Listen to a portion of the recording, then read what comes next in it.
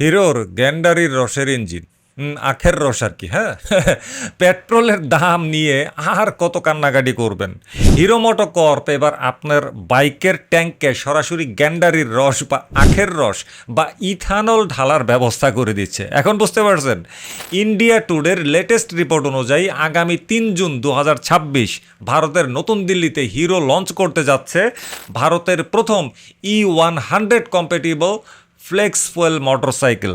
এই ইভেন্টে স্বয়ং ভারতের সড়ক মন্ত্রী নীতিন গডকরি উপস্থিত থাকছেন। তার মানে প্রজেক্টটা কতটা সিরিয়াস বুঝতেই পারছেন।